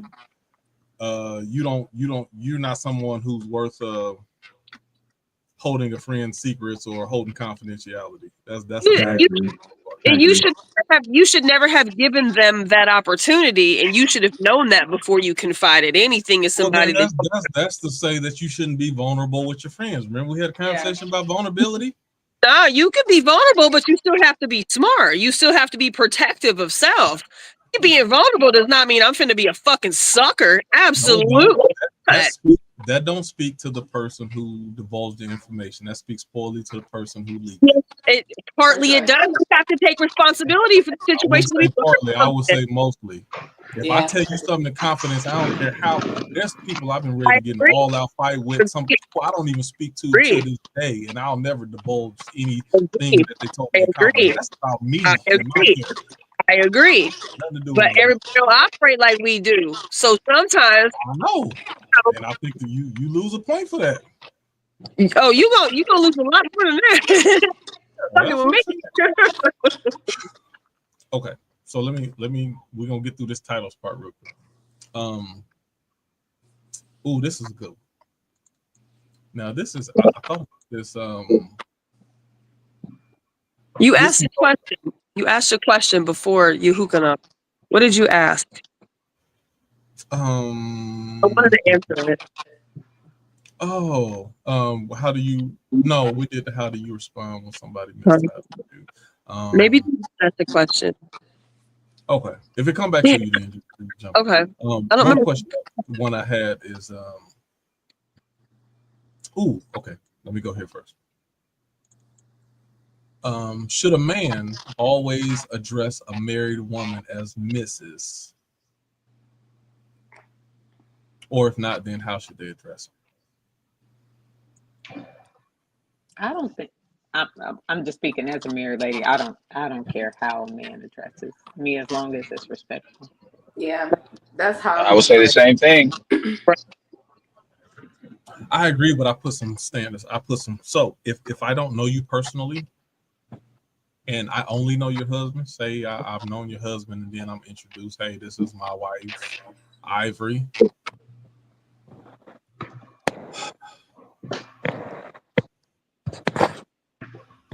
I am more of a Mrs. Adams person. Since I don't know you personally, and I only know him, then it's either ma'am or Mrs. Adams usually to me. There's certain first names, especially when you're dealing with somebody else's spouse, then it's a little too much perception of familiarity. Yeah. And I'm not saying that I won't, but I'm more hesitant to just call you by your first name like I know you or something. And let me say this, I'm okay with the hesitance. I guess the way I move through life, I'm always looking for connection points, with anybody, I mean, that's respectful. And so as soon as somebody keeps like Mrs. Adams, Antoine's wife, well, you put a wall kind of up between us. Yeah, that's my actually point, connecting on a human level. Yeah, I agree. But that's my point, though. When it comes to another man's wife, then you say you want the wall up there. I'm putting that wall up there on purpose. I agree, and that's smart. I agree. That's very smart. I didn't know you before. So, for instance, that's a great boundary, Q. That's a great boundary. But like I said, it all depends. So, Ivory's best friend is also married to our first cousin, which is also pretty much like my brother. Right. Now, I knew his wife before they ever met up and got married. So when I address her and y'all see her on a high IQ sometimes, I address her, hey, what's up, Christina? I knew her before they even got together. Now, there's other friends, if I don't know their spouse and I've only been introduced to their spouse through their husband, it ain't gonna be no, hey, Christina, what's going on? It's, how you doing, ma'am? Ma'am, Mrs. Jones, whatever. Like, it ain't gonna be this. I don't want that. I don't want that familiarity to seem, I don't even want that appearance. Yeah. And for that question, I don't think it's a right or wrong. I'm just asking how people deal with it. Hi, Q, you mind if I? Yes, sir. Absolutely. So I have a duality. Okay. So being educated here in the United States and in the South, I was taught that by default, you always assume misses until you're corrected for every woman. That must be an old Southerner thing. Now, in Hispanic culture, whenever you address any woman, I've always was taught any woman, no matter what age, you always address her as Mrs. to make her feel young. Right? So in Spanish, you would say señorita. Address her as Mrs. or Miss? Miss. Miss. Señorita Miss. versus señorita. Right. Yeah, instead of señora, right. So you always address, like if I see a 40, 50-year-old woman, gray hair, couple grandkids, and I had to ask her about something, I always say señorita. And then a lot of Hispanic women blush, they giggle, and they correct me gently with a lot of grace. I'm married, but and then that's when I'm like, oh, perdón, excuse me, señora, where could I find this, this establishment or whatever. So it's a duality that I guess depending on culture where you're at. I know here in the U.S. I always like once my son was telling me about his teacher and he kept calling her Miss, and I'm like, wait a minute. And the email says Mrs. And I'm like, I was like, mijo, son, I was like, you always address her as Mrs. She's not a miss. She's no longer a miss. She's a Mrs. I got two things, but what's weird though, at daycares, it's like you always address people as Miss. Miss. Even if they're Mrs., then you always address, like at daycares and stuff. It's always like Miss Susie, Miss this and this. They could be Miss, but it's always Miss for some reason. I don't. Nobody calls me Mrs. I don't think when I was younger, when I was a kid, it was always Mrs. If she was married, she's Mrs. When I was younger. Now it's different. My son addresses all of his female teachers as Miss, and I have to correct him. Like, you address her as Mrs., her as Miss, her as Mrs. because it's on their email, and I assume they're married because it's on the email. Okay. We done got lazy. Don't nobody do the misses no more. Yeah. I believe can't remember that the right last time somebody called me Mrs. Oh, let me tell you the other addendum in there too that I have. It's especially if I'm at their house. Mrs. is coming real heavy. Now, if my homeboy come with his wife and we at the club or something, then I'm a little more relaxed. Hey, yes, ma'am, this and this and that. But if I come to a function and I'm at their house, then it's gonna be like Mrs. like all the time. I don't know why that is, but it's much more formal, and it's also respecting their house as well. So I don't know, that's me. I ain't saying it's right or wrong with this. Can I say this though? And this might make me weird. When people overdo the spousal references or the marriage references, oh my God, it's kind of weird to me. I can see that. I hate So it. what? Okay, you know what I mean? Like when you just overdo it, I'm like, why are you? It makes you seem weird. Like, why are you hyper focused on me being married? It's like, like what kind of sauce are you trying to put on the situation? Exactly. Like, just chill a little bit. Like, okay, I get it. I'm telling women are the worst. They're worse. Listen, I'm telling you, men do it too. That's why I'm bringing it up. Women are worse. Avery, can you? I don't know what you mean. What do you mean? Like, they say Mrs. too much? Let's say you go in somewhere and they be like, "Oh, hey, Mrs. Adams. Hey," you're like, "Oh, okay, hey. How's the mister doing? He's great." Then you do something and be like, oh, I just want to make sure, I wouldn't want to offend your husband. I mean, what, like, how many references to me being married Oh God. in an hour do we really I need to have? Like, now you being weird, homie. Like, Yeah, because they're trying to see if there's an open door. that's what That's what they're trying to feels see. I don't want to offend your husband unless you're okay with that. it, Like, it ain't always trying to. It ain't even about an open door, but it's about like you're over trying to prove that you don't have any alternate agenda. And I don't need you to overprove it. Just be yourself. And I guess you saying that makes me feel a little better because I feel the exact same way about women who did it. And I really irritates me to my core. I can't lie. Especially because I do free thinkers. I do a lot of podcasts. And one of the things I do. So for instance, oftentimes, especially when we were in person, we'd have a lot of different people with different titles who would come and show up. Even from my church, I'm like, hey, when we come in here, I'm not calling you elder. I'm not calling you pastor. I'm not calling you doctor. I'm calling you Roy. I'm calling you John. I'm calling you Diane. I'm calling you whatever. And I would tell them that up front. I'm like, I don't want people prejudging your opinions based upon who they think you are or what your affiliation is. I want you to have the ability to speak openly and freely. So when people do that and they get over carried away with the titles, then it irritates me. And even to the point where Mrs. Well, how would you say that as a married woman? No, she's Ivory speaking as a human being. Let her have her thought and her opinion without you trying to throw extra labels on her. That stuff gets on my nerve. But it happens quite often when we did a show a long time ago about labels. And once people, that's why, number one, I hate the labels.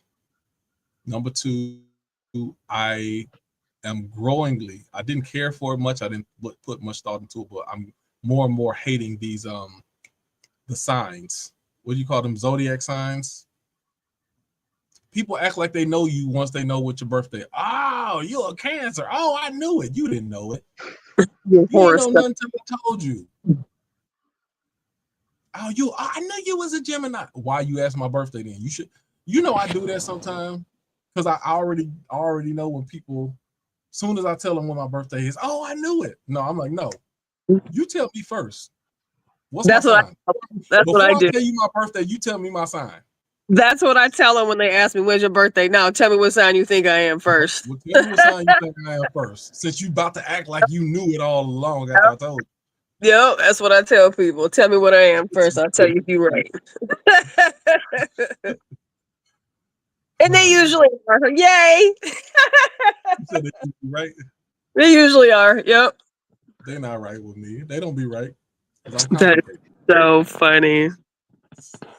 All right, we're at 132. I passed my 130 mark. I broke my own word already. Hold on a second. Okay. So this is kind of why I was asking the question too.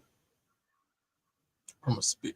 We touched on this a little bit before. So especially like Ivory, I know you're in management. Rudy, I know you've been in management with me as well. When someone mistitles you, and they just calling you by your common name versus, Mr. Tyus or Mrs. Adams or like, how do you feel about that? Do you correct them? Like, what's your response when, because if somebody just, if you just comment, then it's kind of whatever. But in a professional setting, then you may have a different expectation on how you want to be addressed. Right now, I'm nothing. I don't really care. To me, the atmosphere dictates it. And if you're trying to buck against the atmosphere, it tells me everything I need to know. I don't fight you about what you're doing because you're actively going against the grain. I used to manage like 20 people. So if I'm managing 20 people and 17 people are calling me Miss Ivory, you hear them calling me Miss Ivory. Right. And then you come and you be like, so Ivory. I'm just taking notes at this point. I'm not saying nothing to you. Mm. Yeah, that's a good one. That's a good one. Okay, let me run down. Let me ask this. How do you address a professional friend in a non-professional setting? So, for instance, you may have a friend that's a doctor, but she ain't at the hospital, he ain't at the hospital. Y'all just at home, maybe y'all kicking it, maybe y'all out. Do you still address them by their title, or do you address them just by their name? I would ask them, do you mind? You know, I pull them off to the side, like, hey, do you mind if I, call you Jared or, Amber or whatever. Right. I do it If away. we're really I do it friends, I away don't think I from should away have to from call you a people. title. So for me, this is what this is. For me, I'll address them how I'm comfortable in person. If we're in the presence of other people, then I'll address them by their title.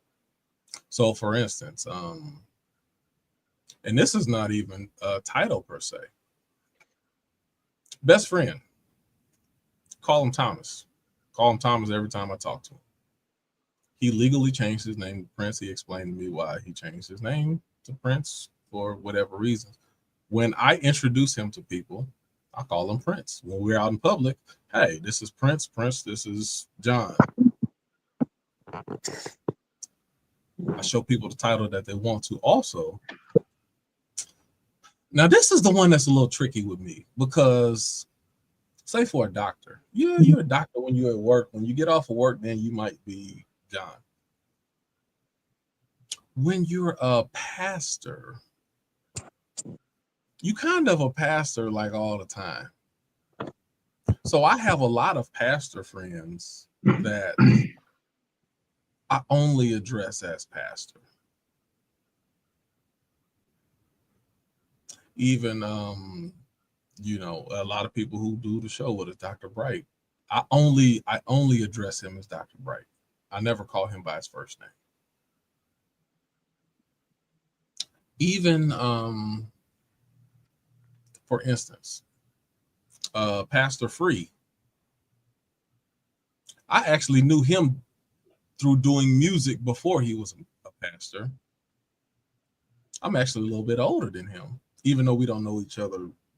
I know him, but we have never been close. I always and only address him, no matter when I see him, how often I see him, I only address him as Pastor Free. Now, someone who I had a closer relationship with, Pastor Mitchell, I call him Trent. Anytime that we just around person, I call him Trent. Now, if we are around in a group of people, and that's why that's the only time that you'll see me often correcting myself. Pastor Mitchell. Because I'm not used to calling him that, but when we are in the presence of other people, then I will still address them by the title that other people identify him by more than I do. Quentin, this is interesting because I agree. I do the same thing with pastors. Even with like elders and things, I'm starting to try to think through if that's still something I think should be done. Why? That's interesting. It's funny. Even I go as deep as this. Even on our show High IQ, sometimes we'll do different panels with pastors, and sometimes my mother and father will be on there. Oh, we still call him pastor. So yeah. Pastor Tyus. Okay. I still this refer is what to I'm them as saying. pastor. This is why I'm trying to. Okay, thinking I want to through hear it, this. Right? If you are on my show or you are doing something in the capacity of a pastor, then I do think that I should give you the respect of calling you that title. But just out and about, I interact with you or whatever, and it's not at church, it's not in that capacity. Should I put your kind of protective title out to other people if I'm not co-signing you? Ooh, that's a good one. So as So I you get saying that older, I'm getting very particular about what I co-sign. So if I that's introduce you to someone or I call you this title in front of somebody, ooh, I'm co-signing that this is the way you operate. And when I don't know that. that's ooh. That's a good So I'm thought. rethinking calling people these titles in public. So Rudy, should you call somebody or call them by their title in public when you yourself can't vouch for that title? So this is funny. This is a 3 for 3 on the religious aspect of leadership. I don't have a lot of people. Like, you guys sound like you have a lot of friends. That's great. I don't have a lot of friends, and a lot of people don't come over to my house. The one time I had anybody with a title was a priest of mine that I was really close with. That he was pastoring at St. William's. I always called him Father. Mm-hmm. He was at my house, called him Father. I'd see my public events, I called him Father. Even as me and him, we were just talking about something, it was always, what do you think about this, Father? Blah, blah, blah, Father. There was always a Father at the end. And I think, my parents came over one time and he was over here. And I was like, oh, look, this is, Father Dean and blah, blah, blah, and, X amount. And I always address them as such. And it's kind of like an unspoken rule in Hispanic culture that if somebody is in a religious position, you always address them as that. Even once when I was confirmed as I was 21 years old, I had the privilege of meeting a bishop, first time ever. And I addressed him as Your Eminence. Wasn't much of a conversation, but Is that the proper term in Catholicism? Your Eminence? Yes, Your Eminence for a bishop. A bishop, cardinal, especially the Pope, if you ever get to meet him. I thought it was Your Grace. Don't they usually say that? It could be Your Grace, Your Eminence, and if you ever meet the Pope, it would be, Holy Father. Yeah. However, you got me thinking about that.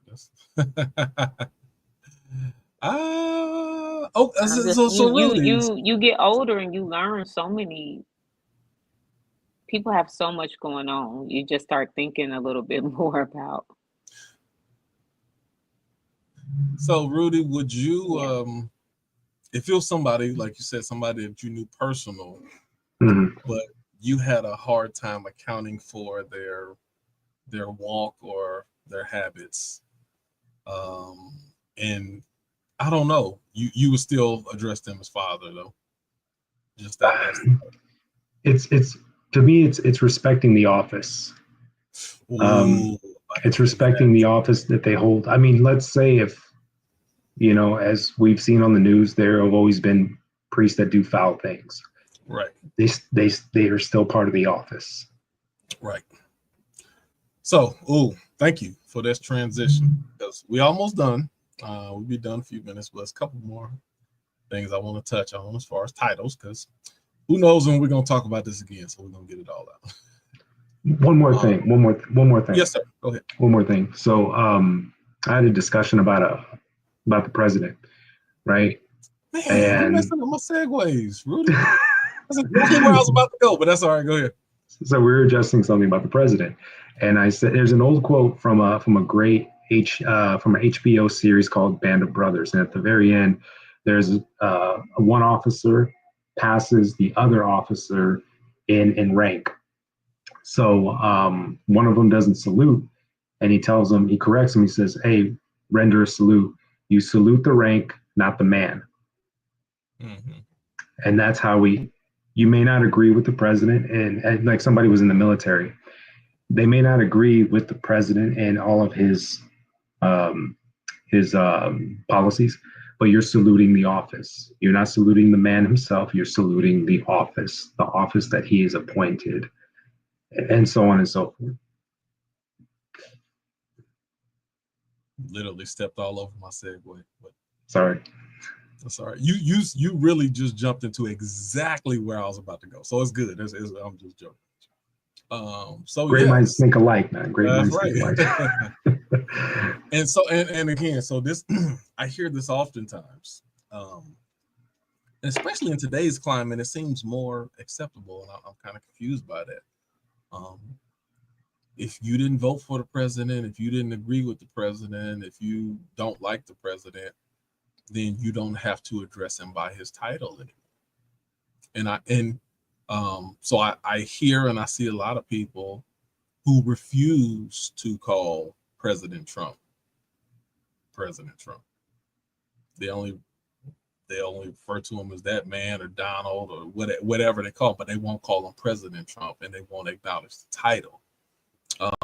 And I have always been of the mindset of, regardless of who it is, whether you agree with them or not, you still acknowledge the title and the position that they're in.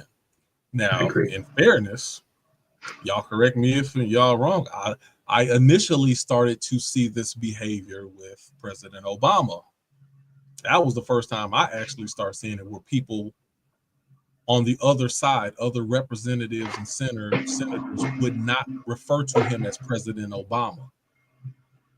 They would start saying Mr. Obama. I'm like, when has the president just been called Mr. Obama by other fellow politicians? That was crazy to me, and I lost a lot of respect for that side of the aisle when I heard that. But now it's become a much more acceptable thing that if I didn't like you and I didn't vote for you, then I don't have to refer to you by your title. And even to the point, this is the part that confuses me, Ivory, as well. A lot of preachers and pastors and people in spiritual leadership positions who I've specifically heard teach about respecting offices, then refuses to respect the office of the presidency because they don't agree with the person that's in that office. Is that, my question would be, let me ask you first, Ivory, is that right? Or is it proper for someone not to acknowledge the office of the presidency if they don't agree with the person? You muted. No, I don't think it's, it is what it is. They are the president.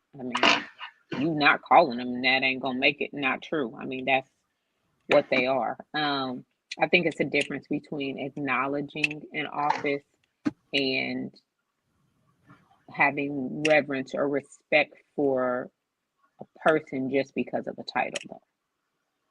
And that goes back to my previous point about calling people pastor or something out in public. Like, you can hold that title in your house of worship. You can hold that title because half the country voted for you. You holding a title does not mean that I, as an individual, have to revere or respect you, though. If I haven't signed on to the title that you have, I don't have to revere or respect you, but yeah, it is the title that you have. Okay, well, Ivory, that's how are you splitting that if you don't, you respect the office, but you don't respect the person? Like, how does that work? It's like, I wouldn't go back and say Thomas Jefferson wasn't a president of the United States. He was also a slaver and a rapist. Do I have respect for a slaver and a rapist? No, I don't, and I don't have to. But was he a president of the United States? He was.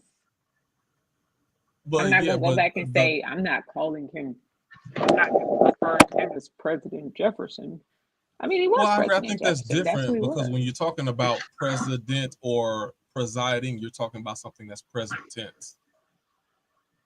And since his presidency came and went before you ever was a twinkle in your mother's eye, like, well, no, the reason I'm saying it is because people will still say that there needs to be some level of respect and reverence for our founding fathers. And Oh then yeah, I there's don't agree those with of that. us who say, no, I don't have to have reverence and respect for our founding fathers. I'm telling you, I apply the same thing for the present. You are the president. You will always be the 40, whatever, 50. That is, you got elected. Nothing can change that. You are President Trump. This is what you got elected to. People voted for you, you're But elected. it's a It does not mean I present have to respect tense. or give you reverence, though.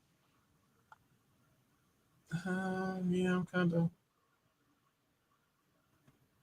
Yeah, I mean, I think it's. I don't know, Rudy. What you think about that? I mean, it's president is a present tense title. So I believe in present tense. Then they should be addressed. I ain't saying you respect their policies or whatever they stand for, but still, the title itself should be respected in present tense. I don't even know if I'm saying it right. What do you think, Rudy?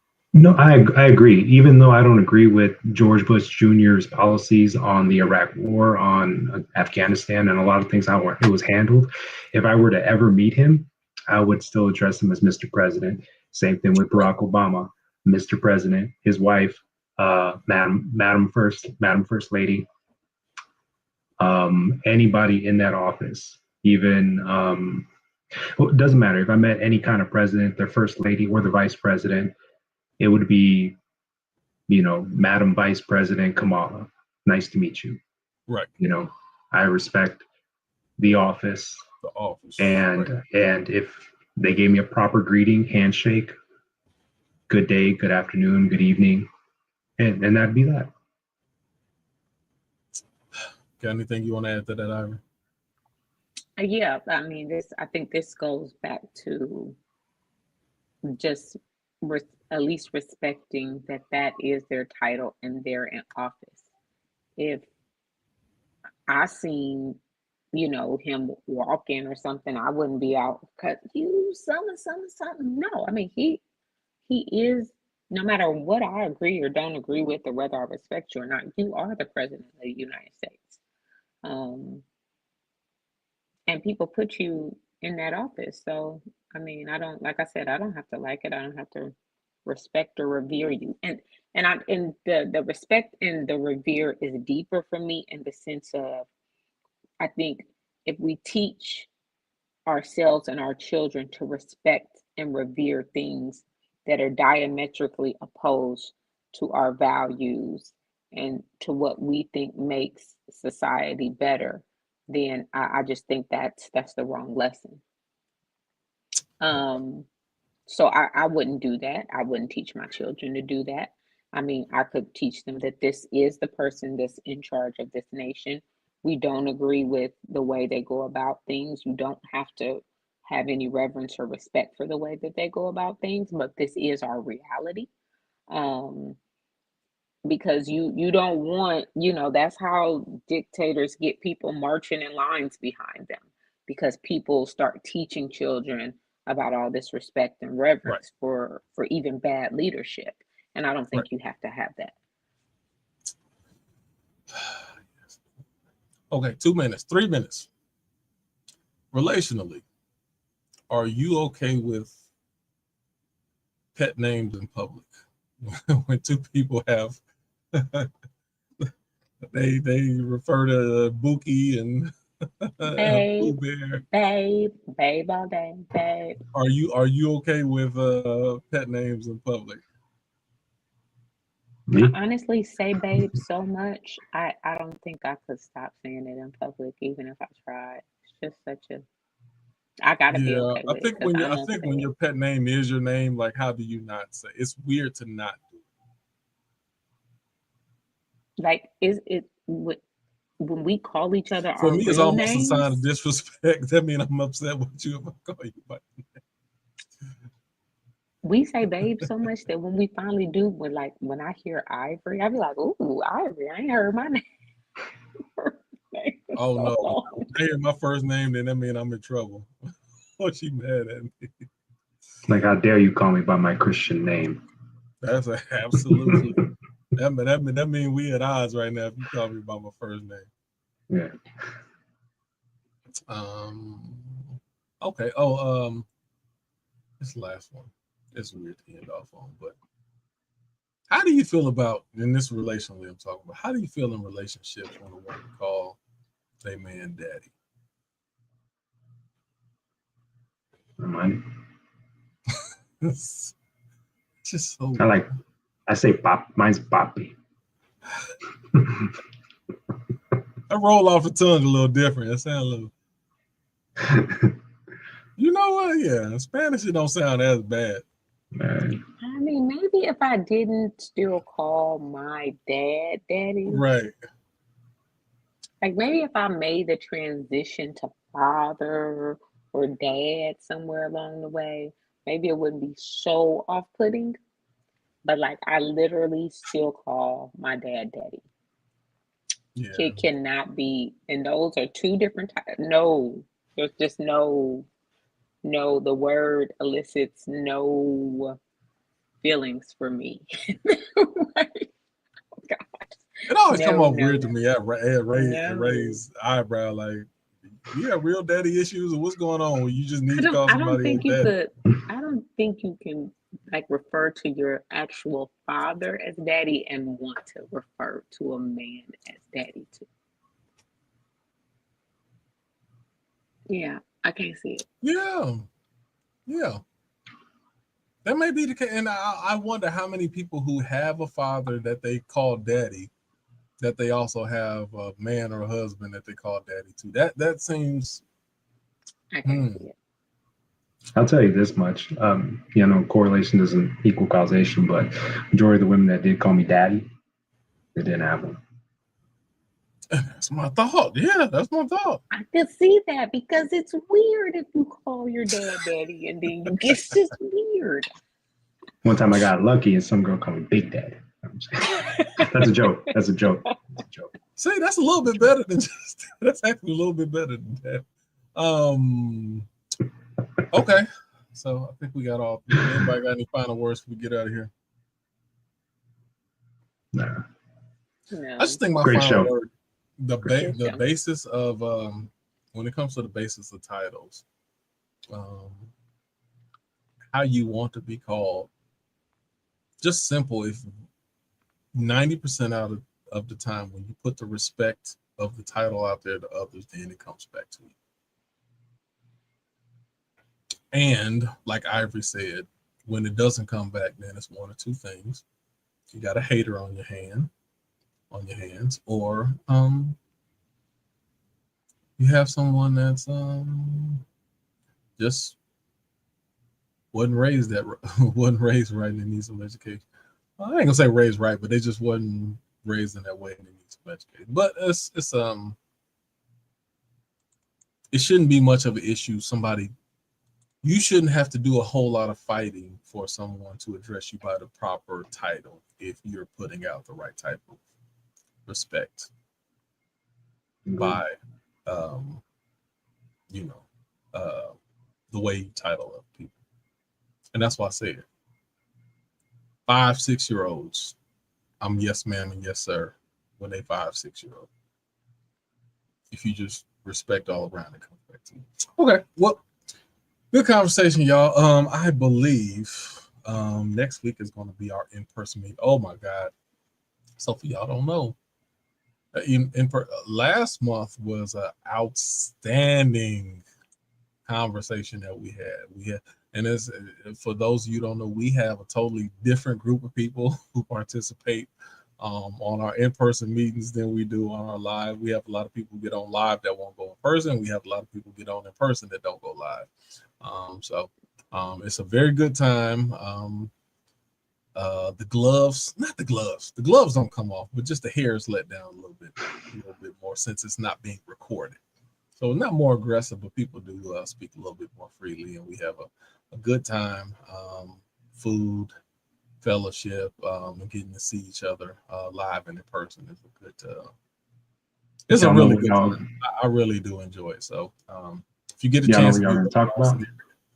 What are you saying? No, I don't know what we're gonna talk about. We got to figure that out. But we definitely let you know. I'm gonna get down there one day. Yeah, you'll be down there one day. So make sure you follow the Facebook page, and you stay up to beat on what's going on.